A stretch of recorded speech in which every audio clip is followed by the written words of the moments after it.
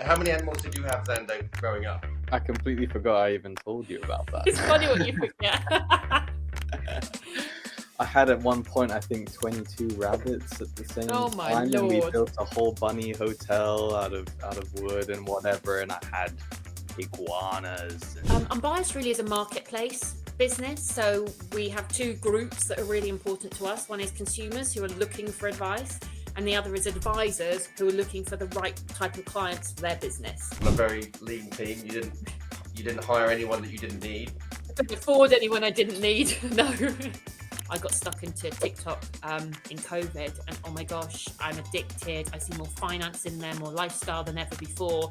And as we're all searching to be different in some way, huge opportunity there. We raised another 5 million, which is absolutely tiny when you think about I'm going to conquer the US.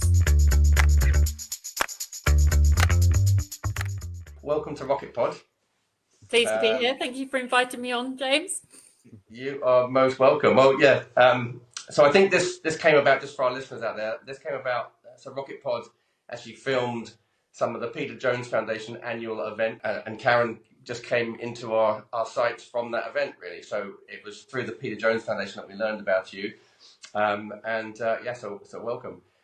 So just for our viewers that don't know about yourself and unbiased.com, can you tell us a little bit about if we go right back to right early days, where, as far as your life's journey, where you grew up, the type of family background you had, and anything that kind of can give us a taste of kind of who you are as a person and some of your life experiences early on. Wow, gosh, I haven't been asked about those years for some time. So yes, I'm one of 3 children. My dad actually had his own business, so that's always interesting when it's in the family. Looking back, I do think that I was quite get up and go and entrepreneurial. So I remember, always thinking about how we could, set up services or do things. I remember I actually had a pony when I was young, and used to take it up to the pick your own. And with the agreement of the guy who ran that, I would share my profits, give people a little ride. There was no health and safety back in those days. Those things come to mind. So yeah, maybe the sort of entrepreneurial spirit was there from early days. I actually went to a boys' boarding school, the same one that Karen Brady went to. She was a couple of years ahead of me. So that's interesting. I've kept up with her career, both being called Karen and both having gone to the same school. But that was really interesting. Being a female in a sort of all-male environment definitely teaches you to stand up and voice your opinions and ignore what everyone else is saying. So I think that actually, if I look back to that creates very much, if you're going to lead a business, you have to be comfortable communicating with people, voicing your opinions, standing up in front of other people and talking. And definitely that sort of nailed down that skill for me in my early years. Then I went to university and came out and got a job with a business called Mortgage Express, which was part of Lloyd's TSB. It was actually shutting down at the time. I only went for a job there because it was paying more than anything else that had wanted to employ me. But I went in as a sales support executive, supporting some salespeople, and really because it was sort of the wild west of like shutting down a business and you could be asked to do anything. That was really exciting for me. And actually the business really prospered, was incredibly innovative around creating different types of mortgages. So it was the home of like buy to let, self-build, all those non-vanilla type, non-standard mortgages that we hear about today. And so I really flourished in that environment where I was the first one to plug the internet into the wall. And again, there I thought, oh, this is interesting, this provision of information. I remember at lunchtime, so I'd have people queuing up and coming to me while I'd find them holidays online, like holiday information. It was a new world. And I think actually as a background to my whole career, tech and technology advancements, it's just been a really good time for when I entered the workforce. And it's just been, the backdrop to everything for me. Anyway, I really enjoyed working in that environment. There's about 200 people in that business, and it felt a great culture, really can-do attitude. Thought after that I better go and get some blue chip experience on my CV. So went to Abbey National, now known as Santander, and learned a lot. Learned the big corporate was not for me. I spent about 2 years there. You'd write papers and it would go up through a few levels and come back down. It felt like you were doing your homework, and just the pace of change being really slow frustrated me. And I do remember having my exit interview with my director at the time, and she said, "Well, I'm very disappointed, but if you want to go and be a big fish in a very small pond, well, then off you go," because I was going to a very small business thereafter, because I really wanted to get that. I want to be accountable. I want to be responsible, and I want to do big change. And I did that. I went to a very small organization that promoted independent financial advice. And it was really clear to me that I was so much happier in an environment where I got to take ownership. And even if I jumped to this, our culture in Unbiased now, which is sort of a 95-person business in the US and the UK, the people that we employ that have that attitude of, I want to own it, I want to be responsible for delivering that outcome, is someone who makes a great culture fit for us now. Okay. I definitely think it's one of those sort of attributes and values that I brought with me all through that time. Okay, so early on, you had a knack and ability and interest in the technology, obviously the World Wide Web at the time. Yeah, absolutely. That sounds like an exciting time. So it sounds like you're an early adopter as far as fearlessly kind of going into the unknown and kind of making it work for you. And then I think it sounds like with your time at Abbey National and the mortgage business, you had an exposure to like the general consumer as far as how they interact with financial services, and perhaps Yes. got an insight into their lives. Did you run? Was it kind of account management and sales, or is it just one or the other? Or can you talk about your experience within those early years in working for the man, so to speak? Yeah, okay. So, at Mortgage Express, it was sales support. So that was more marketing, actually creating mortgages. So, I really got an understanding of how, if an interest rate was higher, potentially there'd be a sort of upfront discount, or if the interest rate was lower, there'd be an exit penalty, the swings and roundabouts of how you make a financial product work. And then moving on to Santander, I was responsible for their savings ISAs and some of their other retail investment products. And actually, I was the relationship manager for their partnership with Safeway at the time. So Safeway got bought out, I think it was Morrison's or someone, but it was a supermarket distribution partnership. So not only really an insight into some products and how they're run and how the margin is run and how the banks make money, but also in distribution and how you can get your products to people. And if you're, doing offers, how long they can run for and what sort of demographics they're applicable to, and really sort of understanding the consumer market and how that's segmented. That really gave me a good insight, I think, at that point. I think the insight into mortgages, investments and savings very early on in my career was a really interesting first step before I moved into the world of independent financial advice, which is more holistic and includes, bigger financial decisions that people don't take as often. So I call them, things like insurance and savings products, credit cards, commoditized financial services. And then there's the big stuff that really scares people, which is what really led me to set up Unbiased, but we'll come to that no doubt later.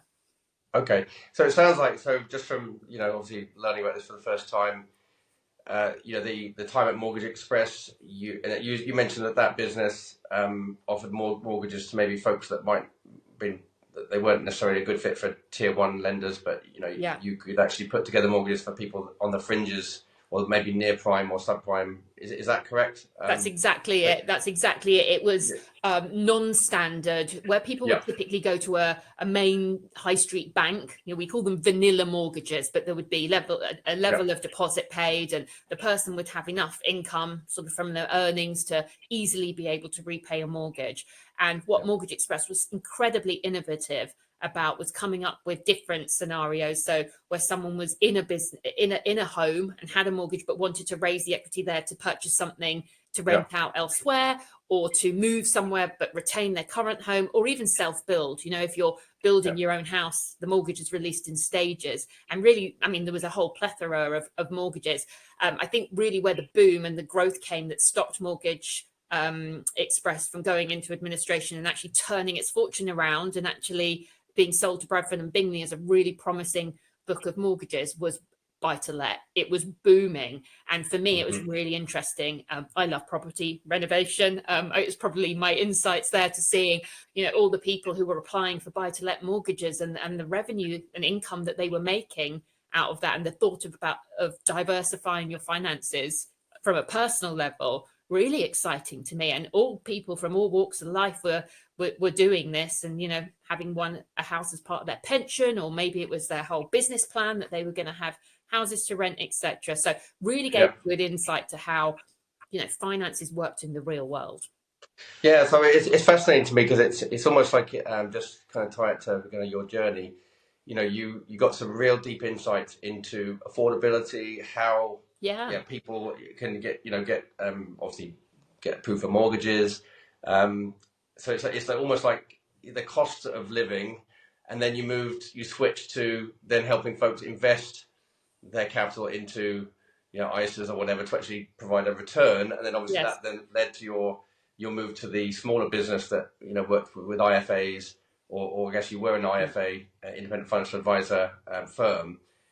So you've kind of got you learned both sides of the puzzle basically, and then we'll probably get to it later, but I'm very interested in the psychology of the common man, and maybe some of the pressures, financial pressures, of the cost of living versus investing for the future, and there is that balance. And then of course, as you mentioned earlier, Unbiased works in the US as well with your staff of 100 strong, and I'm interested in maybe the differences between those two different consumers, but we can save that for later. That's really fascinating. And then I had another little question came to my mind. So your time when you were younger with a pony, you're obviously working closely with an animal.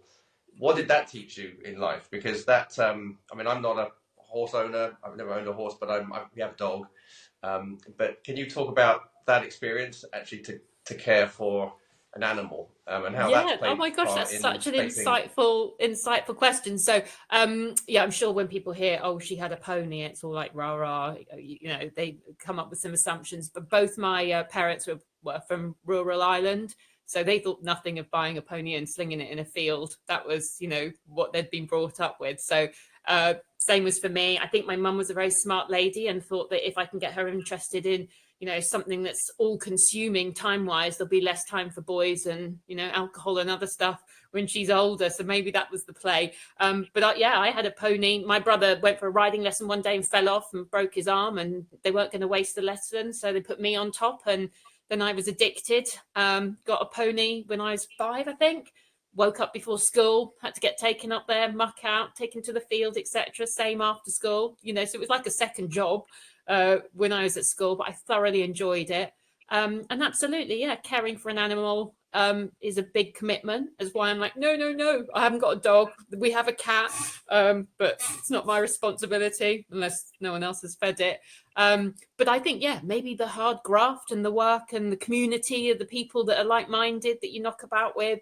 And then over time, going to shows and competitions and feeling that success, when you win a ribbon or whatever, or you've had a good, exciting day out, maybe that lays the foundations for, the work that it takes to build a successful business, and the consistency really with which you have to turn up every single day, and no one else can do it. They're relying on you, this animal. Discipline. Discipline, But yes, must create discipline.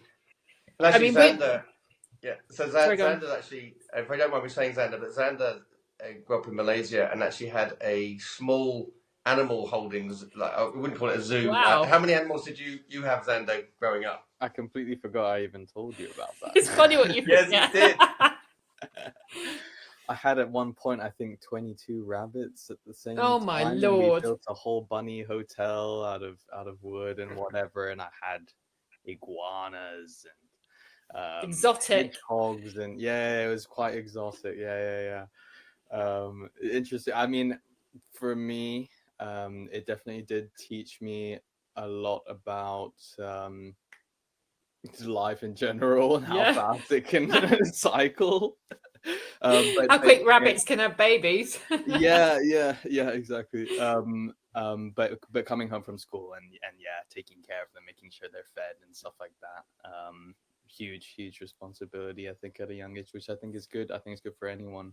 I was thinking about this the other day, as in, I won Great British Entrepreneur of the Year award back in November. It was a surprise. Of course, I'd entered, but it was a real surprise. And I was just reflecting on that, because someone was saying, "Oh my gosh, you're so successful," and I was like, it's taken a long time.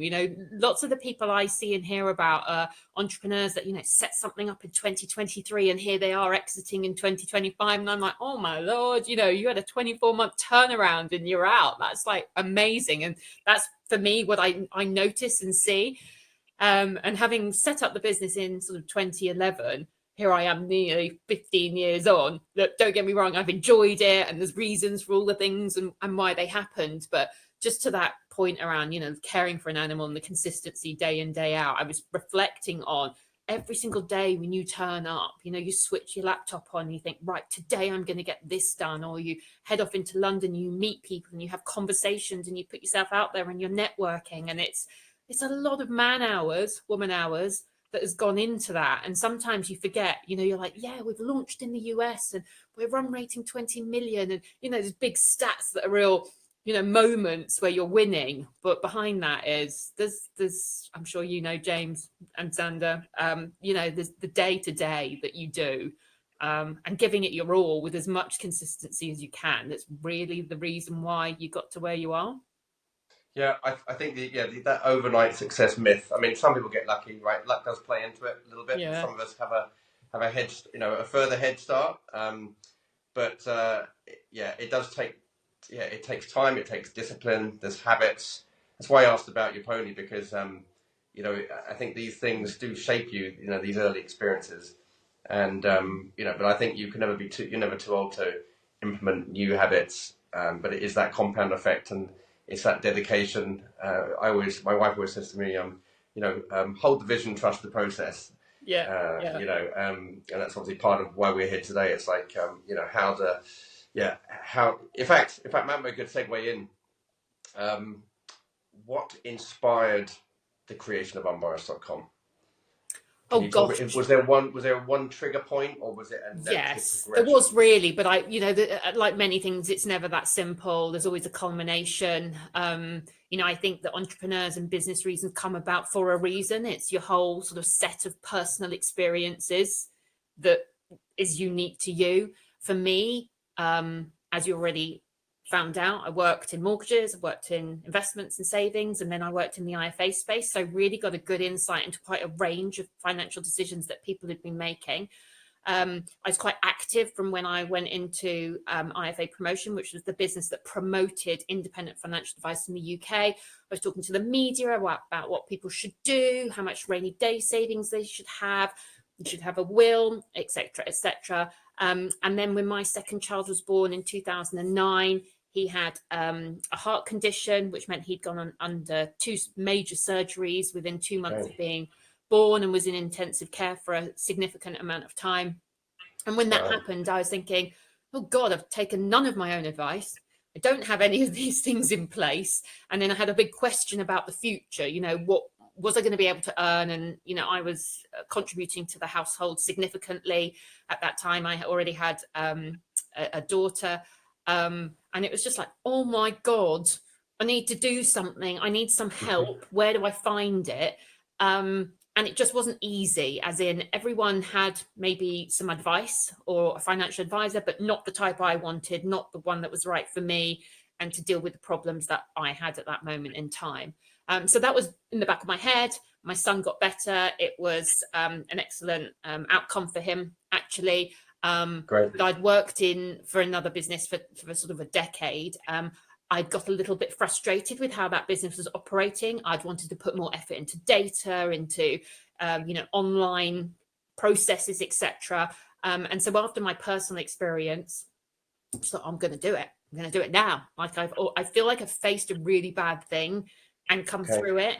And so if this doesn't work, this business, and I fall flat on my face, then I don't care. I'm just going to go and get a job. And nothing is lost. So I had enough to sort of make that move. And I was continuing sort of to build my family at that time. I had another child a couple of years later.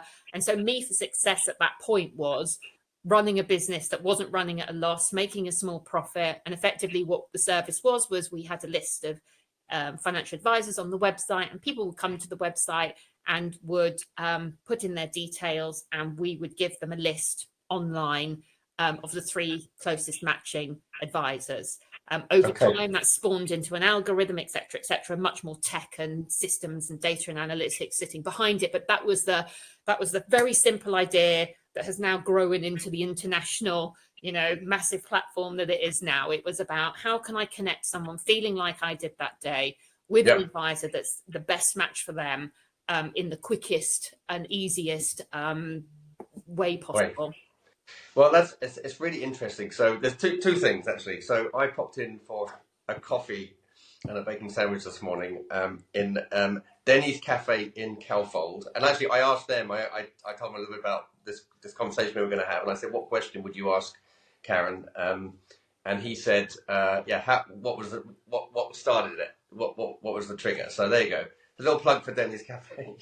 Very good. Pop in and then secondly, having actually just gone through the experience of actually finding an IFA myself, someone was chasing me on LinkedIn for ages, and I wasn't on the market, so I didn't respond. Yeah.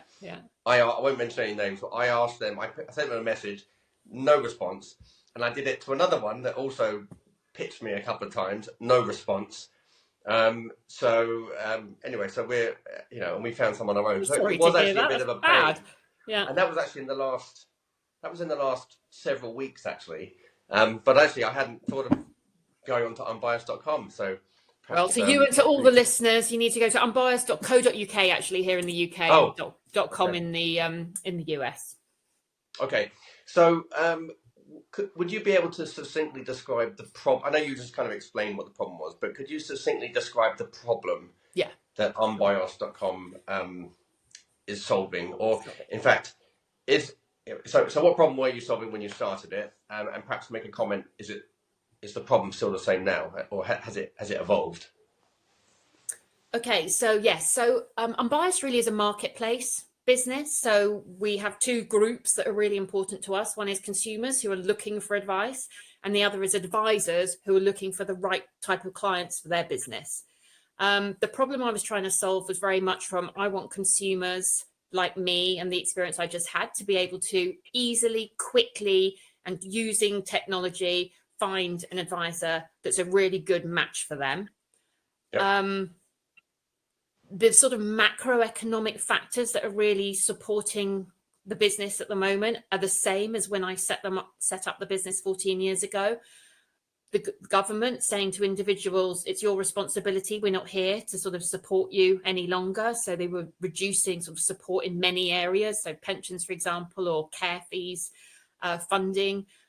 We had an aging demographic. So lots of baby boomers who were sitting on wealth, good pensions, good property price capital increases that has happened. So they were sitting on lots of wealth and were interested in how they tax efficiently pass that down through the generations. That's grown ever bigger, as has the onus of responsibility from the government onto the individual. We've also had this growing issue of trust in the market, where scams and rogue advisors have been very much publicized on the front pages, and people, rightfully so, are really scared that they're going to connect up with the wrong type of advisor, and their pension savings are going to be removed. So that was from the consumer point of view why we're a really good solution. But also on the advisor side, if I was to ask you, can you tell me an independent financial advice brand that you're aware of, you'd probably really struggle. And actually, you may come up with someone like a Quilter or a St. James's Place, because they might do some advertising on TV. But there's not really any recognition like, oh, I know Santander's a bank and Halifax is a building and such. You know what's on the high street. You don't know the brands that are active in the advice space. So what Unbiased did was a conduit really for large volumes of consumers requiring advice and being able to pipe that demand into the right advisory businesses. So as a solution for advisors, which is where all our revenue comes from advisors, we provide solutions where they say, we need to plan our businesses. We need to know in the future what consistent numbers of interested clients we're going to potentially be speaking to, so that we can onboard them into our businesses. And if we think that advisory businesses mainly make their money off upfront fees and a percentage of assets under management, what they need is to continue to grow those assets that they're looking after to be able to run a successful business. The other thing really is that the government has changed financial advice, and the Financial Conduct Authority has changed advice, and we really see very much Unbiased as a conduit to share and educate and provide content and tools. And some of the biggest worries that people have when they're looking at taking advice is, one, I don't think I'm rich enough. I need to live in a Downton Abbey style mansion for it to be relevant to me. And that's really not the case. Anyone with even, just regular earnings and a wish to invest for the future needs to ensure that they're paying tax at the right amount and they're doing so in an efficient way. The other one was a worry about fees. No one wants to sign an open-ended check and think, oh my God, what are they going to be taking away from my hard-won savings and investments? So understanding charges and the service and what's reasonable and fair is another one. And two, people are just a bit, I don't know, embarrassed, or you're sharing some personal information and you feel like you don't know what you don't know, and everyone else does know where they're at, being an adult. And actually, that's not the case. I was on my second child and hadn't taken any of my advice, even though knowing full well what I should have done. It's normal not to have taken the life admin bull by the horns and got yourself sorted. It's totally normal. So definitely Unbiased answers that need in consumers to just say, look, it's fine. Now is a great time to start. Here's some information around what questions you can ask, what costs you can expect. Just, it's fine. And a bit of a calming bit of guidance. Yeah, exactly. Guidance. That's a great word. So you're almost positioning yourself as an information centre of excellence. Yeah. Where people can get the information they need. You mentioned that the IFAs are the ones that actually pay your fees. I'm sure there's different commercial models for that. But for the consumer, they basically get unbiased financial advice, and they get matched, like you said, with an advisor that is probably appropriate to their stage in life and their aspirations. I take it that you collect information through the onboarding process, so you can actually just efficiently make that match. That's right. I mean, that's something that has really grown and changed over time, but we collect the fundamentals the same. We collect some data around the consumer and we match it to data that we've collected from the advisor. We now have sort of high-tech shenanigans going on, algorithms, etc., and understanding likeliness to purchase and inquiry.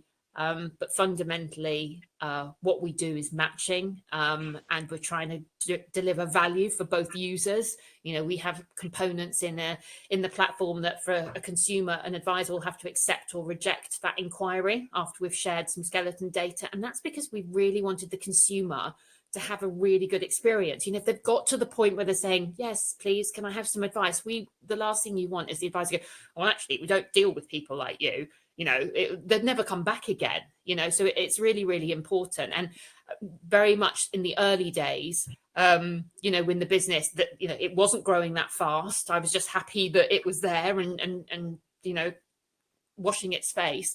A lot of the effort and work that I did was going around to other websites or services and saying, please, can you link to us? Like, we provide a really good service. And this is how I'm trying to prove to you that we treat your consumers or readers or users in a really great way and provide something to them. So I think editorial control was probably stronger than the commercial control, which has changed over time. But I would be, calling up editors and trying to get onto content in other people's internet real estate so that fed into Unbiased. And actually, I look back now and what strong building blocks I put in place with all that, those thousands of links that now come into Unbiased.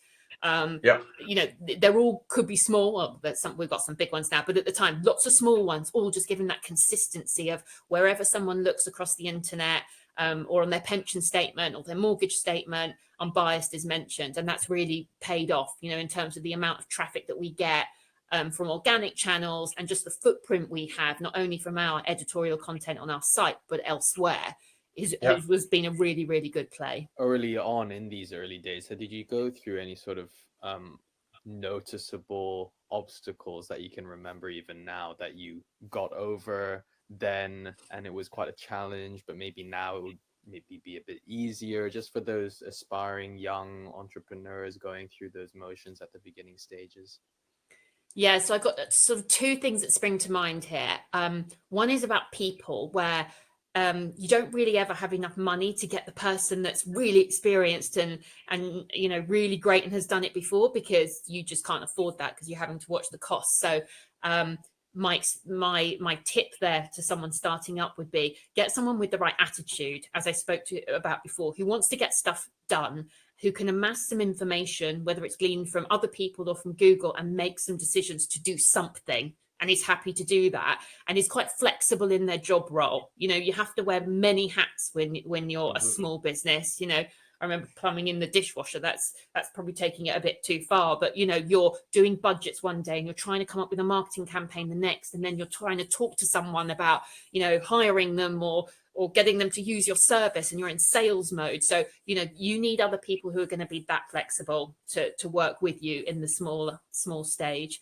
And then the second was probably a few years later. We were a bit bigger and growing, but it was we used an agency to support our data and our website, and I kept going out and wanting work done, and it would take too long to then send back this document with a cost on it, and then they would probably change that, and I just thought, this is not workable for me, because there's too much uncertainty here. We can't be a tech business if we're not in charge of what our tech is and what we own and how we build it.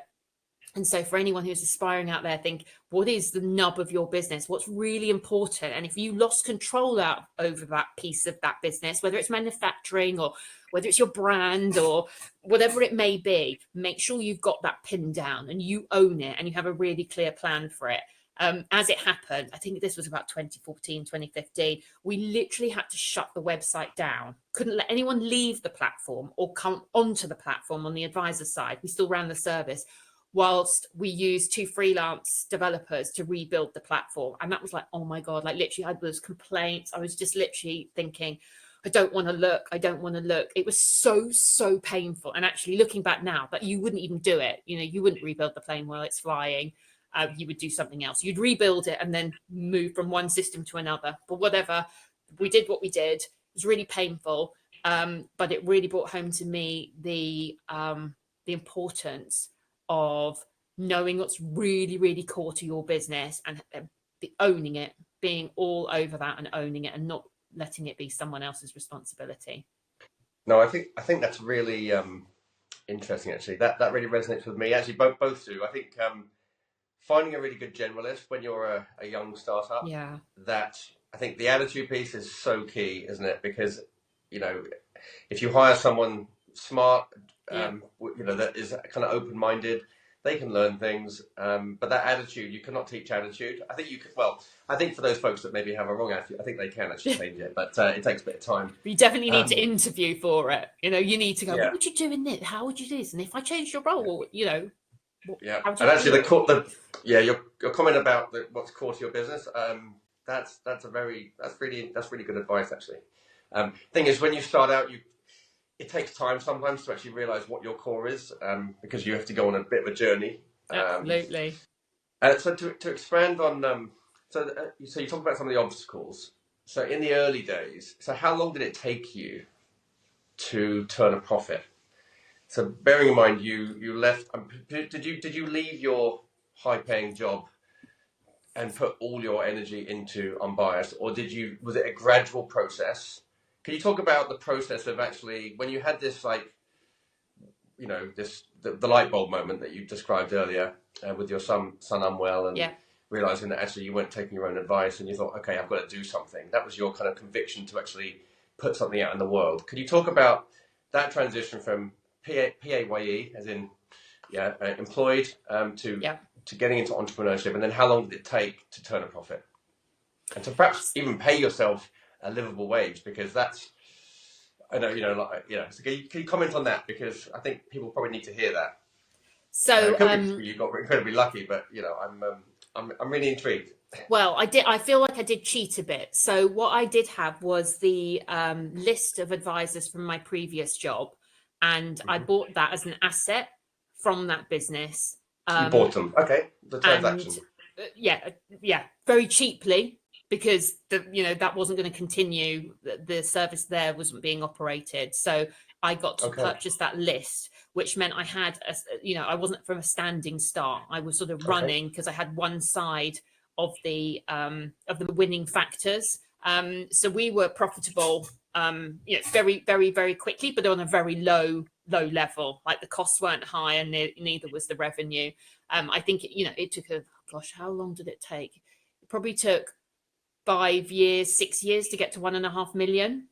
And I very much think so. 1.5 million what? 1.5 million profit, pounds. 1.5 million users, 1.5 million pounds in revenue, and we were always break even. So anything that we made, we would pay people. We had in the first couple of years, we grew to about 4 or 5 staff. We would pay people, pay our costs. We were always break even, and we were trying to grow revenue. So you were not profitable. Were you profitable at 1.5 million, or you're putting everything always back? Break even. So yeah, you can say it's profitable. It's not loss making, and there was no funding of losses. And that's because what we did was we sold a subscription to be on the platform, and then the advisors who were on the platform would get as many consumer inquiries as they got matched with. Now, fast forward to much, much later, that's exactly where the monetization and the growth came from, because actually as a business, I'd gone out there as one of the first jobs, getting lots of different websites to refer to our Unbiased site, because we checked with the regulator to see that the advisors were regulated. We continued to do that, and we checked the qualifications of the advisors listing. So we had like a sell to other people to say, come and use our service. I think from memory, gosh, what was the initial monthly subscription? Was something like £15. So what was year one? So year one revenue. Oh my gosh! Yeah, year one. So you couple of hundred grand from memory. Okay. So did you say 1.5 million within 5 years with 5 employees? Yes. So I'm just thinking, by the time we were re-platforming in around 2015, which was a horrendous year because our revenue sort of dipped in that year, we were doing about 1.5 million. So if you draw a pretty steady line from about, I don't know, a couple of hundred grand up to 1.5, that was the trajectory of our growth over that time. Over that time, we had between 3 and 6 employees. I was building my family. I had another child. I had no idea that investors would give you money to grow your business, which is really interesting to me, because it was a blessing in a way, because it meant I didn't get too diluted. I got all that, work down and put really strong roots for the business down. In my head I had no understanding of what an investor would think was good in a business. I just wanted to run a good business. Google was my friend. I was very independent. I didn't really have that much of a wide network of people to say, do this, that, and the other. So if I wanted to do something on Google, get some information and make a decision on it. And good for me meant, did you have happy customers? Did you have happy users? Was your brand, did it look good? Do you feel good about it? Were your staff happy? You not making massive losses? That for me was just like, okay, I don't know which is more important than the other, but I feel I want to be operating well across all of these areas. And it wasn't until after we replatformed, then in 2016, 17, that's when the growth really started, because we started changing the package from being a subscription to subscription plus inquiries, which is effectively the opportunity to grow advisory businesses using Unbiased, and they were getting value that we weren't realizing in our monetization strategy. So when we replatformed, took the tech in-house, it was a tumultuous sort of 18 months, 24 months, from end of 2014 for the next 2 years. But once we came through that, we were really in a good position. We still didn't have very many staff. We had one product effectively that we were selling, and we seemed to sell it quite well. Well, actually, we had 2, but no one bought the other one. So we only had one successful product. And at that point, I looked, so my children were a little bit older, probably shipped them off to nursery, and was thinking, right, I have a bit more thought time for this now. So actually, we got one product and not the greatest of staff, and we're selling it, and it's growing. So that was really then the catalyst for the growth that we've seen. So from 2017, I went out and hired in a COO, who I said, come and help me get some institutional funding, come and make us look like we need to look to get really good offers and as little dilution as possible. And that really is where we started in terms of our Series A raise, and actually really where significant growth and in terms of revenue in the business and in terms of people in the business came from. Okay. So essentially you built the business on cash flow, organically without any need for outside funding in the early years, which built the foundation. It sounds like your unique selling point. You had one very good product that was saleable, and you did it on a very lean team. You didn't hire anyone that you didn't need. If you ran that, even at 1.5 million revenue, afford anyone I didn't need. No. Yeah. And then after that foundation, it sounds like the fundraising process. It sounds like it went a little well. Having that foundation, obviously, you were very attractive to investors. And did that funding kind of propel you to your international expansion, or what was the initial? No. So initially we raised 5.6 million from YFM, Yorkshire Fund Managers. We'd gone out to market actually and had 5 term sheets.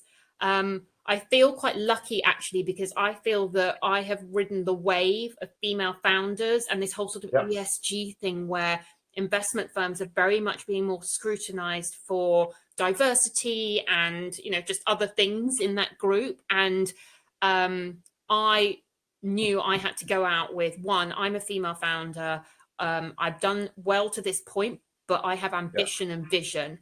And so I know where we can go. I also have that sort of user story where I knew what it felt like. I know what I'm trying to do in terms of I'm trying to help lots of people make good decisions about their financial futures.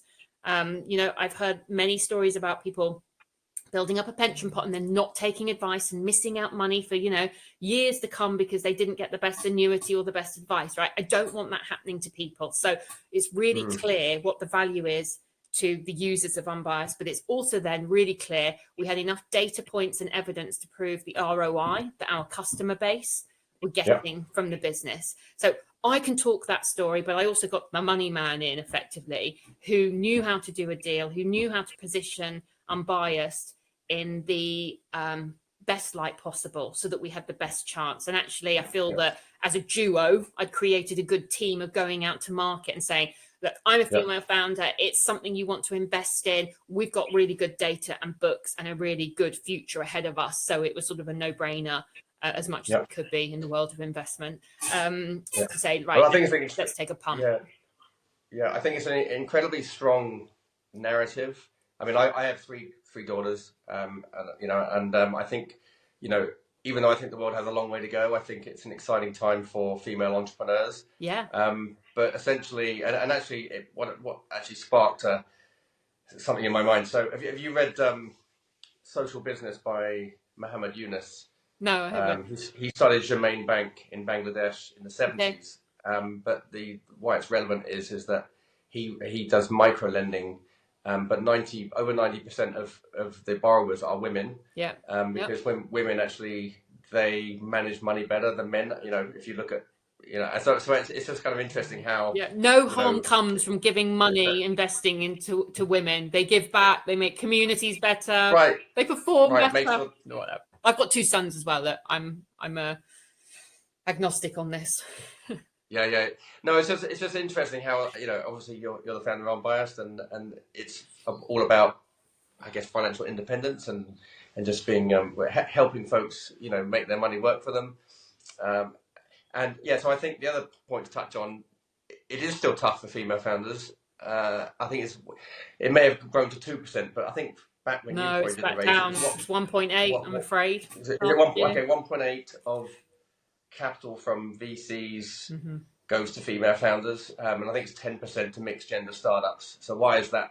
Why is that? And I think that's the world has a long way to go, but it's just really nice to hear about your success, and hopefully inspire others to do the same thing. But the fact that you actually built the business very prudently, and you did it without any need for external funding until you were ready to actually use it to for a very specific reason, it's only because I didn't know of any other way. And interestingly, going to a seminar on R&D credits, tax credits, is where led me to the fact that you could raise money. So I would listen to this R&D speech, and I was like, oh, this is interesting. And whatever rabbit hole I went down, asked our accountant if we could claim back for the technology we were building around our automated matching, and they said no.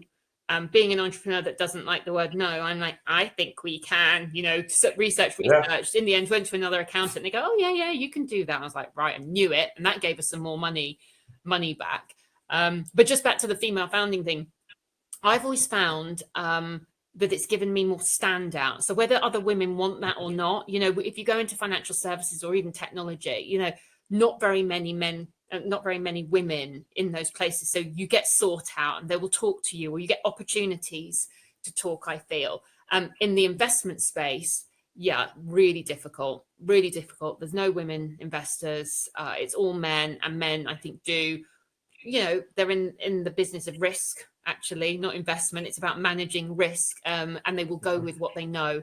And so, I would have loved to have another female next to me when I was going out asking for money, but I don't think it would have put the business in the best light. And so, unfortunately, I did actually go for someone who was in that network, who looked the same as the investors, because for me, getting Unbiased, that money was the outcome I needed, and I would do anything to ensure that I got that outcome. Right. But I think, I know people don't, I know it's a bit cliche when you talk about playing the game, but it is business is a bit of a game sometimes. And I think, you have like I said, I'm just from, we haven't met until today, but that narrative, even your journey to what brought you to where you were when you were ready to do the raise, and the fact that you wanted to bring, captains of industry to help scale the business. It's almost like yin and yang. You've taken it so far. Where how do you take it to the next level? Obviously, if you're successful raising capital, which you were, can help kind of propel you even faster. I'm sure you would have got there anyway, but it just helps. So I think it's no shame in doing what you need to do to get the result. But at the end of the day, it's the results that matter, isn't it? How you get there, as long as it's ethical and as long as you do it. So interestingly, the decision to go and do a raise was because I was scared that someone was going to come and get some money and do what we were doing faster, right? And I'm hugely competitive. Like, I can hardly drop my kids off at the school gate, because if I hear someone's doing something, I'm like, well, we need to get into scouts or swimming or whatever it is, right? So I know that if I hear someone's doing something, and there was probably some sort of lead generation type businesses that I'd seen pop up on the internet, and I was like, absolutely not.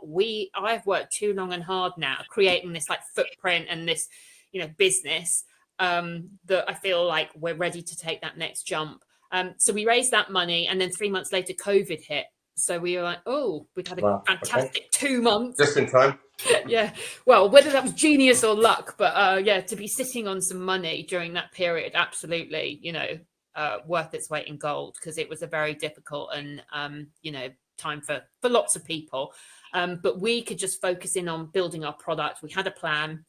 We built 4 products that enabled us to upsell and downsell and manage our customer base in a better way than we ever had, and we delivered. We grew probably about 40% year on year during that time for the next 3 years, and delivered a business plan back to the investor using half of the funds that we'd raised. Amazing. And during that, so I mean, gosh, we were lucky, but I think we had a good management team in place who executed well, did all those things that entrepreneurs who have been successful say, which is stay focused and talk to your customers, get the feedback. We were laser focused about, we only have a small period of time. It doesn't matter what the world's doing. We need to focus on what we are doing. I would also say that, we're not strictly SaaS, but we do have a high subscription element to our business, where the advisor will pay a subscription to access the platform that gives them data and analytics on all the leads that they have taken on. We give them support tools and automated marketing tools, and we also give them data back on their conversion success for bringing them on board. And it was that subscription element, and the fact that we had no physical product, and it was an online service, actually, where advisors could continue to speak to consumers during that time, that just put us in a really strong position. So the subscription revenue during that time did not falter. Inquiry revenue was all over the place as people did nothing, and then they all piled into mortgages, and they delayed on their pension decisions, but then they all came back to the market. But just really, to anyone who's setting up a business, and James, I'm sure you'll know this, but just a subscription model gives you that continuity and that ability to plan and know where you're going to be a bit further out, than relying on that consumer demand. So that's something to think about, I think, for anyone who's listening and thinking about setting up a business. Is there a way in which you can monetize it that's a subscription model, because it just allows you to have more confidence around your plans going forward? And that's something we learned really, really well. That's really good. And actually, I came across a security business a few years ago, and they were both 3 million in revenue at the time, so small businesses, but both reasonably successful in their own right. One of them, they just did one-off transactions, to actually fulfill those, their service, and the other one did a subscription for the same revenue, and the subscription one was worth a lot more money. By quite a few multiples of EBITDA compared to the other one. So I think a SaaS business model is definitely more saleable. I think it's hard to do, and I think a lot of them do struggle with cash flow. I mean, obviously you, Unbiased.com, experienced a 40% year-on-year growth after you took in the capital. I mean, again, what a great story from a female founder that you actually didn't spend all the money. Because, again, it's an interesting psychology. So all those investors out there listening to this, female founders, we're prudent. We run our budgets well. I think the other thing there is that if you've got a mind to raise some money, you don't want to be in a financially stricken position doing so, right? So we probably had an eye for the fact that we were going to go to America. And me and the COO, who I said I brought in before, very much had the experience that if you're going to be asking for further funds or even initial funds, you want to be as comfortable looking as possible so that you have choice and you're not being forced into bad terms. So I think that was also in our mindset, that if we could hold back some money, that we were comfortable, able not to spend.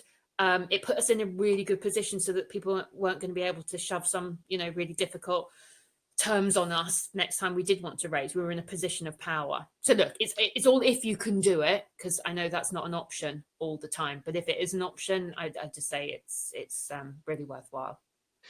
So on the US thing, I know we talked about the 1.8% of VC funds going to female founders. And what you said, 10% or thereabouts for mixed gender startups. What's the landscape for female founders in the US? I haven't actually looked at it, so I have no idea. Is it a similar kind of trend? Or female founders more embraced with the likes of Is it Bumble, or there's a few success stories out there? I mean, look, there's always going to be some standouts or unicorns and female successes. Generally, I think the landscape is pretty similar. So I don't actually know the stat, but it's a very small single figure number. I do think, however, the US is quite commercial. So I think it's easier to come up with a good plan and to get backing for it. I would agree that the US is probably more backward in terms of who's on VCs and investment committees in terms of their mindset. So that's a barrier that one needs to overcome. But yeah, I think there's it is the land of opportunity. There's a lot of money there that needs to be got away. And interestingly, the environment when we raised for the second time at the end of 22 was that because of what was happening in the stock market and in M&A, there hadn't been a lot of activity. Funds are growing and they need to get money away. So it can be really interesting to time the market and see, well, actually, have investment funds got money sitting there that they need to get rid of? That's an interesting part of the market. And that happens in the US as well as it does in the UK. So if you're looking for funding in the US, many of the same things are very true as it is in the UK. Okay. This is fascinating. I love our conversation. Your journey has been very inspiring. Zander, do you have any? Just you've been very quiet there. Maybe before we shift off to the next part, but I did want to ask if you could maybe speak to just expanding into another country in general. Doesn't have to be specifically the US, but just going from a company that's set in one country and expanding to another, what that process is like, and how do you do it, all of that. Okay, so the reason we looked at the US was we were trying to prioritize our growth opportunities. The business actually has loads of growth opportunities, as I'm sure many businesses do, but what are the right ones? And that was what we were looking at. So really, we were looking for large markets, English-speaking markets, and a need for the service. Interestingly, we had sort of someone interested in the business from the US come and talk to us, interested about bringing our service over to the US. That didn't work out, so those conversations didn't go anywhere. But as part of the homework that we did, we looked at, well, how many people have got assets of 850 plus in the US, and what's the target demographic? And we looked at all of that and did some sort of desk research. And thought, yeah, this actually looks like it could be one of our biggest growth opportunities that the business has. I look back now and just think, God, if we'd done a bit more homework, we wouldn't have done it. Like the amount of people I've now heard of that have gone to the US and haven't made it work and have come back after spending millions of pounds. I wasn't really aware of what a well-traveled route that was. But yeah, I like to get enough information to make a decision, but don't over information yourself, otherwise you wouldn't do anything. Right. So we did a bit of that. Luckily, YFM wanted to get some money away and were really happy to give us that follow-on funding. So we raised another 5 million, which is absolutely tiny when you think about, I'm going to conquer the US. So I just want to say, like, 5 million might sound a lot to people who haven't set up a business before, but if you look at what the task was at hand, which is go and launch your service into the US, spending 5 million, yeah, it's not a lot. So the job was to go over there and gain some traction. So we raised that at the end of 22. We spent about 6 months spinning up a website, getting some content on it, and finding some customers to use it for free, which we did from our sales guys' attic office in South London somewhere. So we didn't place anyone in the US. They're very expensive. We did it from the UK. What we did have, though, was a really good playbook, a sort of marketing channel and proposition playbook that we use in the UK. And our strategy was take everything and ship it over to the US exactly as is and see what doesn't work. So we knew something wouldn't work. We just didn't know what pieces wouldn't work. So we copied our technology from the UK, stuck it into new time zones, etc., and stuck it over there. I've actually really enjoyed it. We have quite a mature business now in the UK. So you know, if you turn this dial in terms of spend, what you're going to get back and which channel delivers what, quality, etc. The US was just a total unknown. So from 1 week, we'd be like, yeah, we're really killing it. And the next week, it would be like, it is awful. Like, we've had all these complaints. No one's coming to the site. We can't do X, Y, and Z. And I do quite enjoy that unknown bit. So to have both sides of it was really interesting for me. We started paying customers at the end of 2023. So we're now, well, just over 2 years in the US. We should be run rating over 2 million. So I won't lie, it's hard. You can't say I'm going to take on the whole of the US. We looked at 5 what we called focus states to start with. So in summary, I think we had a plan because we knew what worked in the US. So we copied that.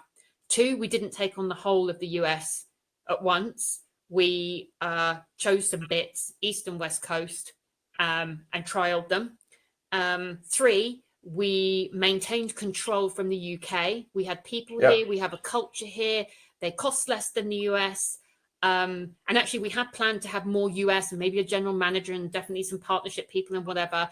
Even though we're about a 100-person business across the piece, we probably have about 30% of those people working on the US now, the remainder on the UK. We only have 2 people now in the US and they're salespeople. And that's just because we feel that they're better boots on the ground, etc. As the US gets bigger, that will have to change at some point, but definitely for starting off, retain control, own everything. And interestingly, I had one of my senior team took responsibility for being lead on the US. So whilst he was a CMO, a marketing generalist, he was responsible for delivering US. So getting everyone a regular one meeting, very recognizing that the meeting cadences for a mature business and a startup type business need to be very different. Like, you're very reactive in the startup. You know, one day something might happen, the next day you've got new information, you really have to change. We went out there with the same pricing model as we have in the UK. We've had to switch it because we had a subscription and inquiries model in the UK. We took that to the US. They were not having any of it. They didn't want to pay subscription fees. That's dead money. It's like a platform fee. It was just seen in the wrong way. And that's because we made the market in the UK, whereas someone else has made the market in the US, and they operate a different system. However, we do now have 100% subscription model in the US because we turned it into prepaid subscription credits from which they pay for the inquiry opportunities that they get given. So a little sleight of hand there from our knowledge of what we had in the UK. Plus, we saw that the customer base wanted different things. They don't want to accept, reject, and triage the quality of inquiries into the business. They want auto accept. They're bigger businesses. They're 10 the size of the businesses in the UK.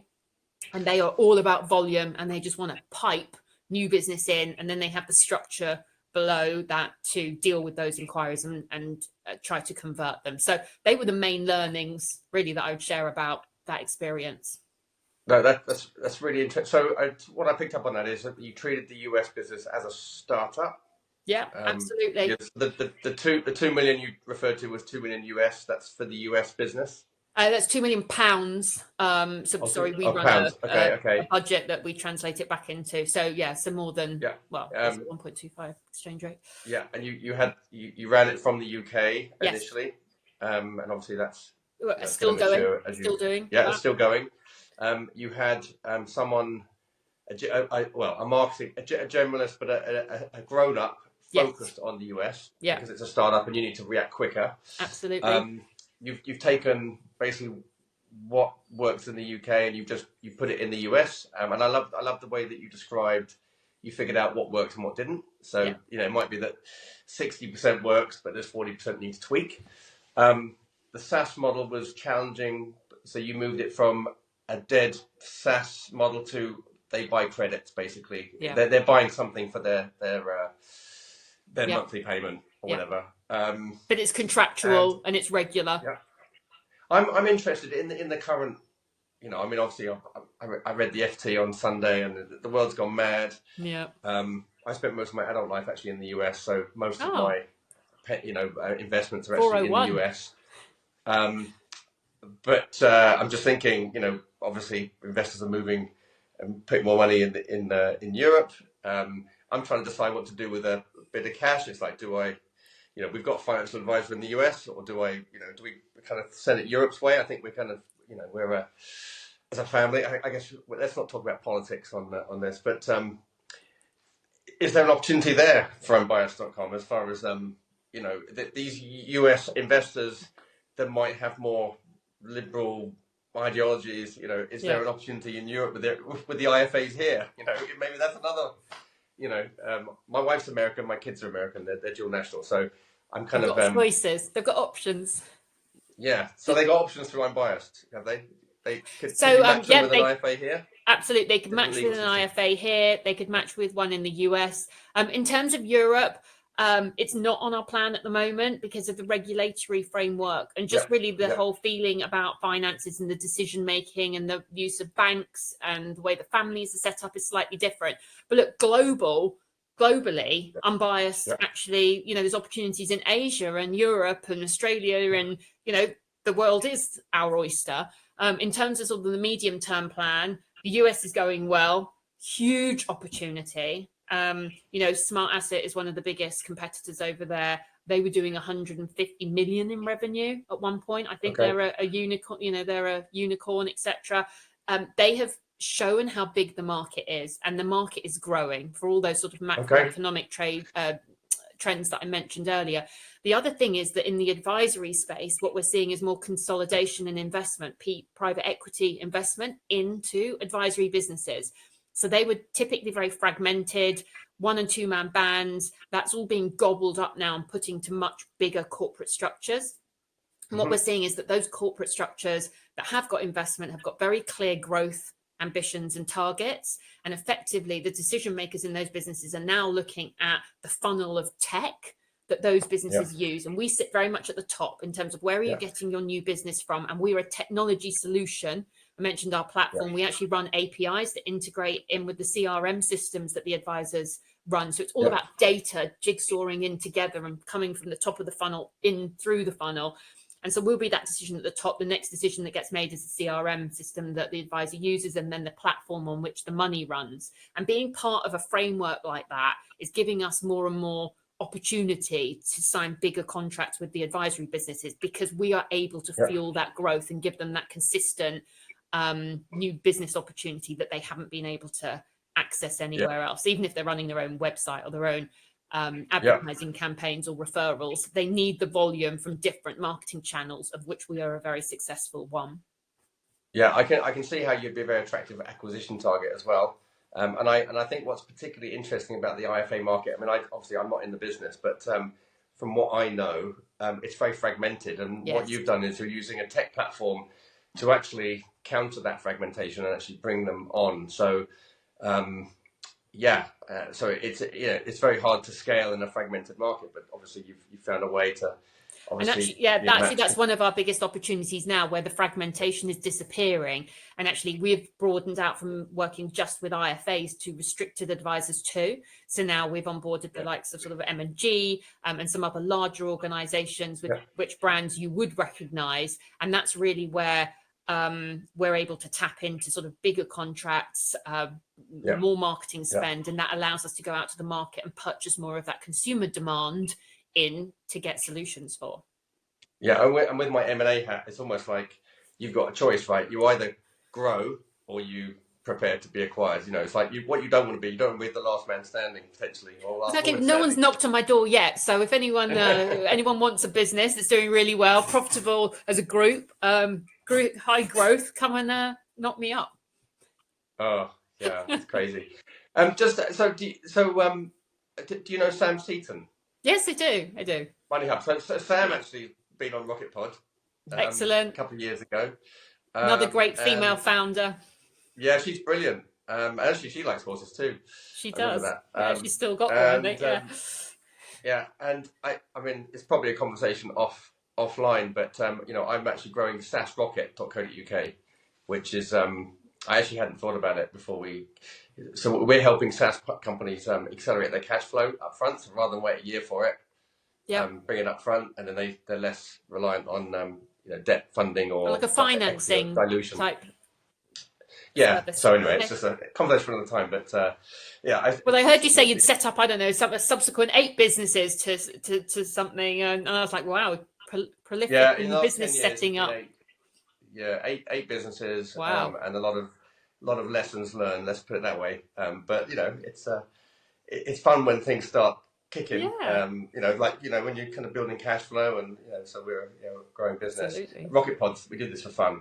So this is we don't monetize this. But also it's giving back. At some point. It's giving back, like the fact that you're both spending this time doing this. And just something you mentioned earlier about female funding. I was sort of mentoring someone who was setting up a platform. Unfortunately, it went out of business. But something that came from our conversations together was she didn't dream big enough. When you go to when you go to seek investment, or even when you're talking to anyone, you mentioned straight off your 10-year goal for something, the lofty mission and that vision for what could the best thing ever be look like. I do worry that females, and probably other men too, but startup it, you're faced with lots of problems at a granular level, and you need to pull yourself out of that and go, what's the big picture? What could fantastic, massive success look like? And continue to focus on that. And I definitely think it's something possibly that women don't do well enough. I mean, Samsi is excellent at it. She had a vision for Money Hub. I've been okay at it. I do think you need to look at that massively successful vision of your future and go, right, I'm heading in that direction. What do I need to do to get there? I think it's, and actually when we interviewed Sally Gunnell, when she talked about her 400-meter hurdles, yes, she was focused on finishing. And she had already kind of pre-thought about if she fell over, she'd know what to do, she'd get up. But it's definitely holding that vision. Yeah. And just everyone has obstacles. Everyone has, I call them weeds. It's almost like you're going to get weeds, right? And sometimes they're big oak trees and they need a big excavator to haul them out, But it's almost like it's that attitude thing you touched on earlier. Let's just pop, get them out the way and keep going. Right. But if you just know that weeds are going to come and you just hoe them away and pull them out by the root, just have that mindset. It's so much easier, isn't it? It's how you respond to failure. It is how you respond. So I was talking to someone else the other day, and I was like, these problems, right? It never really makes me happy when you've solved a problem, because it never comes back the same problem. It's always slightly different. It's a different shaped problem that comes the next time. So not sure how much you learn and use. Well, I mean, I know. I guess we've been talking for over an hour, so I guess we're probably. Oh gosh, have we? It's gone fast. No, time has flown, hasn't it? So, so I think a couple of things spring to mind. So, as we're talking about founders, is there any advice you would want to leave our listeners as far as you yourself as a female founder, having grown, a successful international business? Raised funds, obviously gone through these different growth cycles, building a team. We didn't actually touch on the culture of Unbiased.com. But is there any advice that you want to leave our listeners that are maybe just starting out? Because, even though we do have a lot of listeners that are our age, we do have a lot of younger listeners too. So we're trying to provide different generational perspectives. So perhaps you could talk to, I guess it's an age of mind, isn't it? It's not necessarily, age aside, it's a mindset. So I think that one thing that I'm really good at that I didn't actually realize I'm really good at is gut instinct. I don't need the whole picture to make a decision. Even if it comes down to numbers, I almost can imagine what the number might look like if you pulled it forward, sort of thing. So particularly to women, I'd say trust your judgment. You're really good at this. Like, you chose to set up your business, whatever it was, for a reason. You had a vision. Stay focused on that vision and stay true to it. And you're a unique person. Only you can apply yourself to this problem in the way that you will. And there's just something about, people talk about imposter syndrome and all the rest of it. Just don't worry about that. You're going to do a great job. Just have faith in that. And if you can't, and there's problems come your way, have faith that you can sort out the problems and you can move forward. So please have confidence and belief in yourself, and at least outwardly, because one thing you're going to have to do a lot of is talking. You're going to have to sell to people who you want to join the business, sell to investors, sell to your customers, sell to your users, sell to PR your business and get the message out there. You're going to have to be adept at writing good emails, speaking to people, one-on-one meetings, small meetings, large meetings, big conferences. Get really comfortable in your own skin about talking your experience and your why and why you're doing something, and get others on board. Because something that actually I've only really accessed in the last, I'd say, 3 years, it's like a tribe of people. I'm like on a WhatsApp group now with these other amazing women, and you go to dinners and things, and more networking events. And I feel really like an energy, Sam Seaton, I've met at these type of events and things, but a real energy and a willingness to share and like talk about problems in a non-judgmental way that just makes you feel like, yeah, this is normal. I don't feel so bad anymore. I can share it. So one is get comfortable talking to people. 2 was trust your judgment. Feel really comfortable that you know what you're talking about and you're your expert in your own business. And then the other thing would just be like, growing a business at pace isn't easy. Like, it's ups and downs and lots of decisions and lots of things to remember and keep on your plate. Try and find some tools to be productive. If you can't retain it in your brain, write it down, use Notion, use a pad and paper if that's what you need. And the reason I'm saying that is take care of yourself and protect your space and time. And something I probably didn't get until, again, quite recently. I am running a good business, and like, oh my God, I should be proud of myself and I should have some faith in what I think and do. And 2, give myself time. I don't need to be doing all the time. When you start a business, you are doing all the time, but you need to take some time to just think, right, my actual job now is to sit here for an hour and think.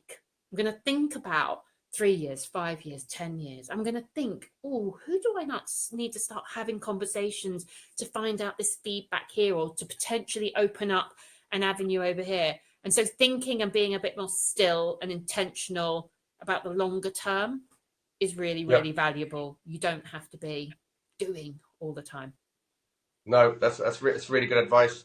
That's really good advice. So just lastly, so I know we haven't got a lot of time, but future-proofing your business. So the world of AI. Oh my gosh, What is it? Is there any final words you'd have on that? And I know we could probably talk about that for a whole hour. But any comments about some of the plans you're doing to future-proof, or any advice just looking at the world from a business that is still growing and out there in the world? So just in terms of a business that's growing and implications from AI, huge implications for productivity and being effective and cost efficient. If you're not looking at it with that lens, you're going to be missing a trick, and your cost base will either increase more than it needs to, or you're not going to be on the front foot. So you need to be getting on top of that already. In a tech-enabled business, using AI to either, I don't know, write content, write code, actually using it now. We're using some machine learning, some sort of smart accept technology within our matching, so that AI helps us understand better routes from consumers coming in to where their happy home is with an advisor. So actual practical, in terms of tech and code applications for AI, I think really just enables your business to be strengthened, to be quicker, to be smarter. And I think that's really powerful in terms of a business proposition. I know particularly that the advisor community is really wanting to instill some of that in any which way into their businesses. Part of it is new business acquisition, where we can help. Other parts are, can it help with providing recommendation letters or just doing the heavy lifting on some of the more admin type tasks? But we want to stay relevant. We need to manage costs as a business. We've introduced an AI policy. We are open arms around it, but you've got to be careful. It's like learning, like anything. It's newish. You've got to understand how best you can apply it. But I'm really excited for it. I'm very open and embracing of AI. I do think it's going to be hugely changing. I was reflecting, we used to go out with websites and a press release and go, we have updated our website. Like, do you remember that? Like, you would never you wouldn't do that. One, you don't update your website because you're constantly doing it every release. And I just feel the same way about AI. Everyone's like going, we have an AI powered platform. It's almost like saying we use the internet. Like the amount of change that is going to happen in that space going forward. If someone said, I'm setting up a business, but I'm not using AI now, you'd look at them as strangely as if someone said, I'm going to set up a business, but I'm not going to use the internet. Like, of course you're going to be using it. Do it now, embrace it, get on the front foot. I think that's a nice, yeah. Again, I think you've just demonstrated it's an attitude. Some things that might change, we might not like them. But actually just embracing these things, and how can we use AI to make our businesses stronger, and as you said, more drive efficiencies. It's not doing people out of work, it's just basically making them produce more. And more clever. Sorry, I just also wanted to say just something about the future. Google's a really interesting one. Like, most businesses will use Google in some form to either give them sort of SEO traffic or paid PPC traffic. That landscape is changing significantly. We've seen that in the last 12 months. So really interesting to watch in terms of how much it costs to acquire, eyeballs, consumers, customers, whatever, using that platform. And the other thing I would say, which is interesting for financial services because they don't like it so much, but gosh, TikTok as well as all the rest of social media. But I got stuck into TikTok in COVID, and oh my gosh, I'm addicted. I see more finance in there, more lifestyle than ever before. And as we're all searching to be different in some way, huge opportunity there for authentic, great, engaging content. So as a startup person, you're looking at how can I get in front of my user or potential customer. You've got to look for the low cost, high impact ways. So I'd be looking at social media over Google right now. Yeah. Okay. Great. And then finally, do you have a favorite book? Any book that's impacted you the most over the last 5 years? I do. It wasn't the last 5 years, but it just was a mindset change for me, and it's called Scaling Up by Verne Harnish. And it was, I went on holiday once, I was lying on my sun lounger, and when I came back, I literally bought a copy for everyone in the team. Now I look back and I'm like, oh, how did you not know that? But it was just that whole playbook for how you're scaling. It was, you mentioned, it was the BHAG, the big, hairy, audacious goal. It was setting your values, connecting culture with values, with revenue, with cost per head, with units, for how you're going to win, where you're playing. Just, oh my gosh, the one-page strategic plan, pulled it all together. And like, we still use that part today, actually. But yeah, if you've got something that's going or about to go and you're thinking about how I can grow, read that book. Okay, Scaling Up. Scaling Up by Verne Harnish, Verne. Okay, I'm gonna buy that when we get off it from Very this. good. I haven't read it. Great. Well, Karen, it's been Really an absolute enjoyed pleasure talking having to you on. both. Lots of gold nuggets in there. I mean, I've learned lots, Good. and it's been an absolute pleasure. So we'll look forward to putting this out there in the world. Thanks, Karen? James. Thanks, Zander. Thanks for organising. Appreciate it. Bye-bye. Have a good day.